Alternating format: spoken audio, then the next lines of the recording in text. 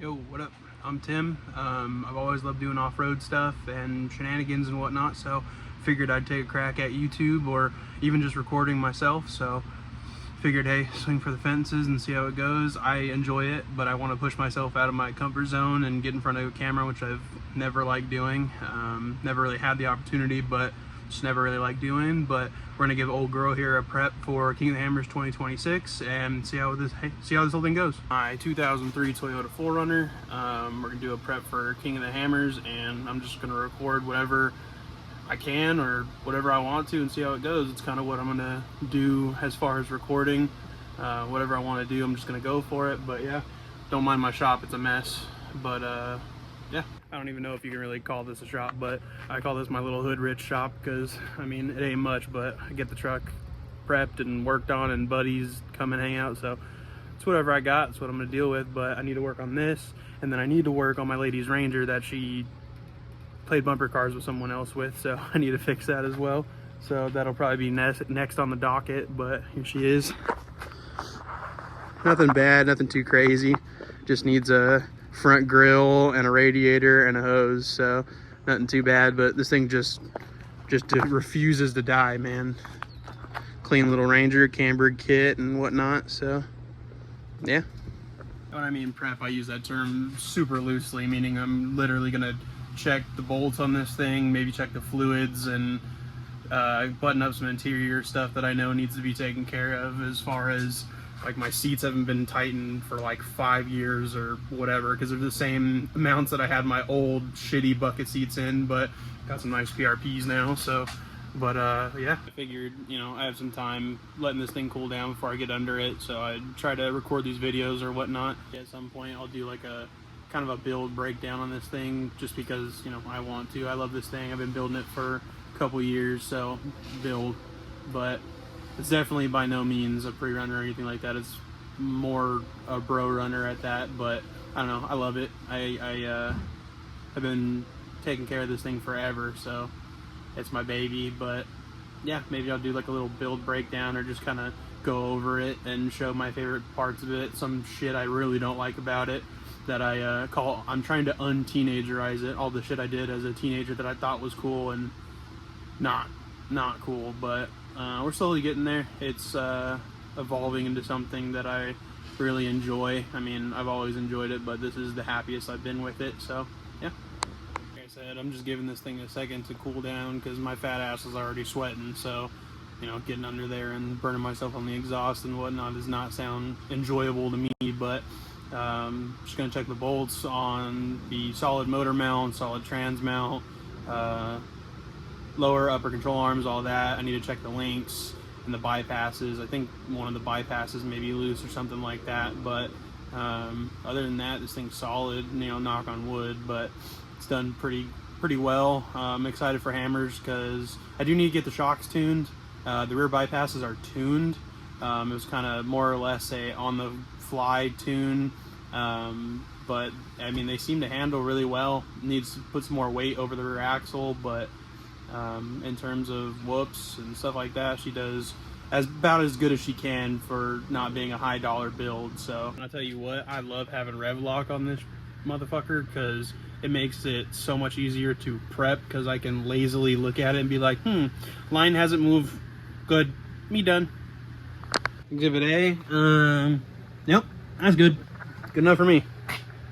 Oh, it's been about 10 minutes and I have looked at all my rev lock marks and they're all good. So, yep, I'm gonna call that good. The only things I'm gonna take a closer look at is my motor mounts, because I think when I put the motor mounts in, I think I tightened one side too much. So one of the nuts keeps backing off slightly. One day I'll really fix it, you know, the right way.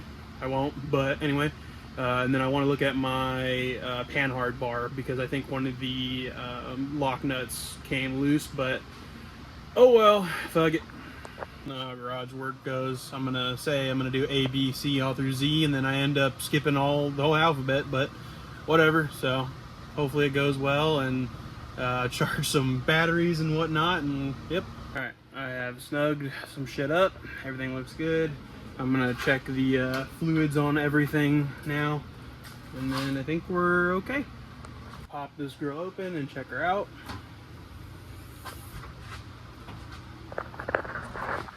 Super dirty, but nothing crazy. I absolutely love this little engine crossover, but I know a lot of people call them engine cages, but I feel like that term is very loosely used because it's not a full engine cage, it's a hoop. But yeah, also just realized all the nice dicks that my friends left on me, probably when we were rewiring that shitty wiring job that was done on this thing, not by me. But yeah, thanks for all the dicks all over my dusty ass motor, guys. Nice, nice. One back there. Hell yeah. I said all of these things I'm trying to un-teenagerize. Most of them get fixed, but also, you know, there's a couple garage fixes that are supposed to be like a, oh, this will work for now kind of thing, and they just never get fixed.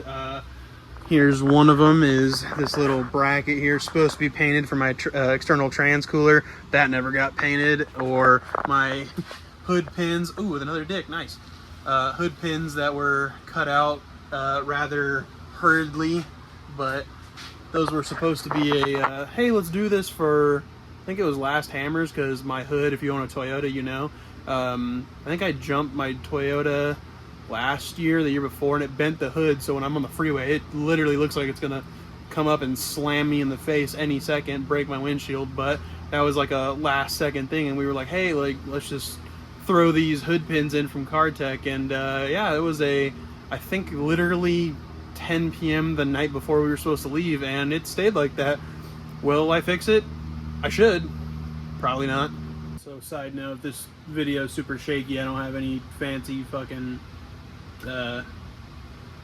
selfie stick or gimbal or anything like that. It's just me holding my fucking iPhone, so see how that goes. But yeah, I'm gonna check the oil, trans fluid, coolant, power steering, all that jazz, and make sure we're all good. And this has been a haphazard, half-assed, lazy, hot as fuck prep with ya boy.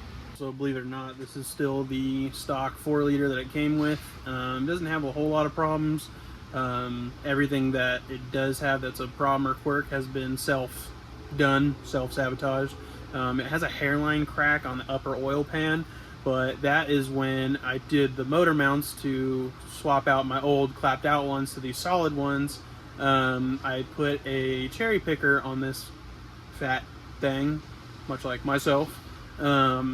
And where I hooked it up on the motor, it broke the piece of like the block, like the cast piece of the block where it was hooked.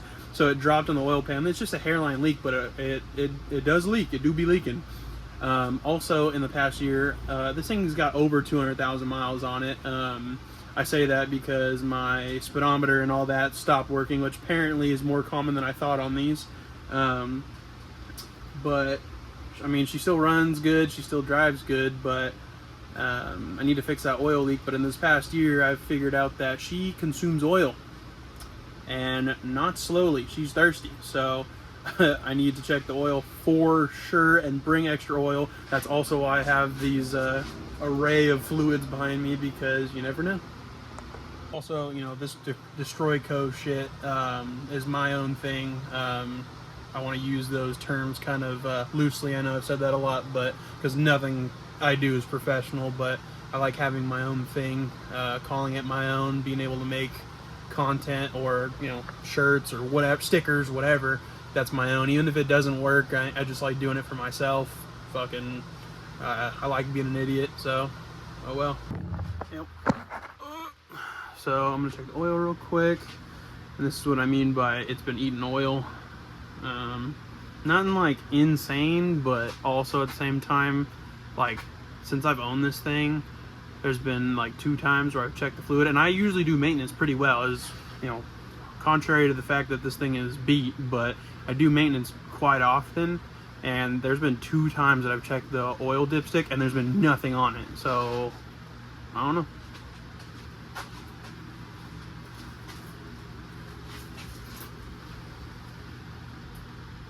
Exhibit A. What the fuck?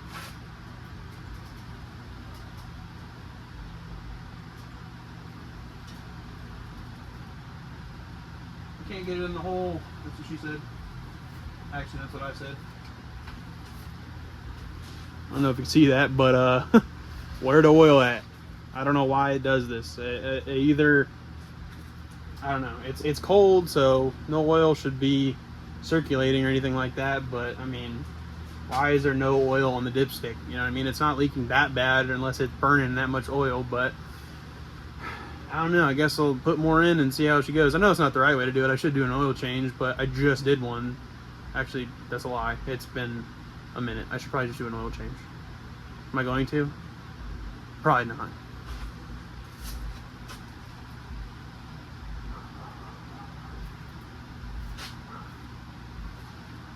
I'm gonna grab my trusty funnel. Trusty funnel, you know? Cut the top off. I mean, hey, it's closable. I'm also super lazy, as you can tell. I don't really want to do an oil change because my oil drain thing, my Bob bucket, is full.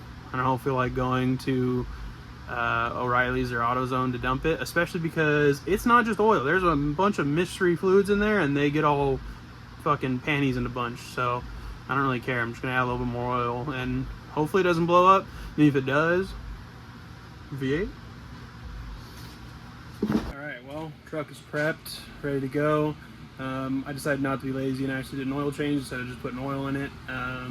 Air filter, just little stuff, but my shop is an absolute fucking pigsty, so I'm gonna clean this guy up and then get ready to watch UFC fights. And I just looked over some of this footage and man, it is shaky, but I have a shaky ass hand, so oh well. But I finished all the things I wanted to do, buttoned up the stuff inside the truck. I'm loading tools right now, which if you're wondering why my tools are all loaded like that and not in the back, it's because I have big ass subs back here. And it looks like a mess because it is a mess. Like I said, unteenagerizing it, but you know, that's kind of what I'm learning to do right now. But I like big bass, and that was the only way I could figure out how to fit that stuff back there with a full-size spare and my spare bead lock and all that.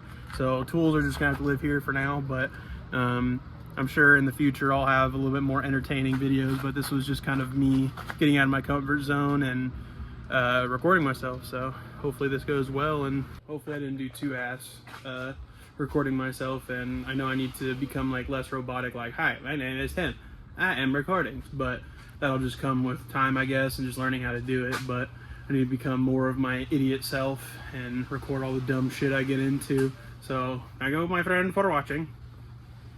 Goodbye.